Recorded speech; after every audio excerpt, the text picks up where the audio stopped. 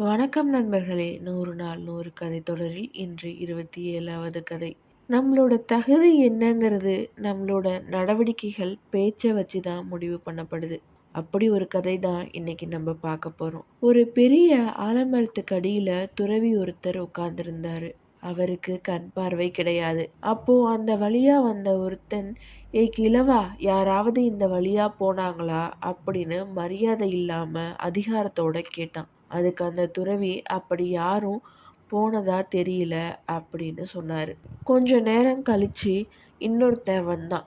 அவன், "ஐயா, இதுக்கு முன்னாடி யாராவது போனாங்களா இந்த பக்கமா?" அப்படின்னு கேட்டாரு. அதுக்கு அந்த துறவியோ, "ஆமா, கொஞ்ச நேரத்துக்கு முன்னாடி இதே கேள்வியை கேட்டுட்டு ஒருத்தன் இந்த பக்கமா போனான்னு" அந்த பக்கத்தை சுட்டி காமிச்சாரு. இன்னும் கொஞ்ச நேரம் கழிச்சு இன்னொருத்தன் வந்தான்.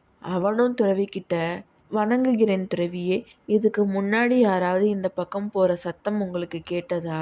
அப்படின்னு ரொம்ப பணிவா கேட்டாரு.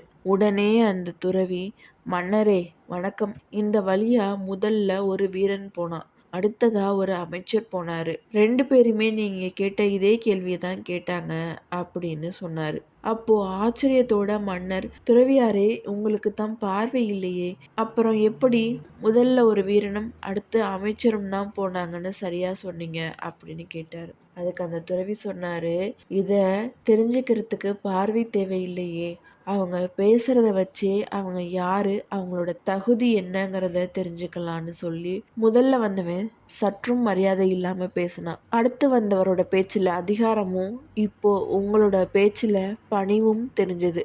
அதை வச்சு தான் ஃபர்ஸ்ட் ஒரு வீரனும், செகண்ட் ஒரு மந்திரியும், இறுதியா நீங்களும் வந்ததை நான் தெரிஞ்சுக்கிட்டேன்னு விளக்கமா சொன்னாரு. இதுல இருந்தே தெரியலையா, அவரவர் தகுதி என்ன என்பதை தீர்மானிக்கிறதுக்கு அவங்க பேசுற மொழியே போதுங்கிறது. இந்த கதை உங்களுக்கு பிடிச்சிருந்தா நம்மளோட தகவல் கார்னர் 360 மறக்காம சப்ஸ்கிரைப் பண்ணுங்க, ஷேர் பண்ணுங்க. உங்க வாழ்க்கையில இந்த மாதிரி நடந்த ஒரு விஷயத்த நம்மளோட பகிர்ந்துக்கங்க.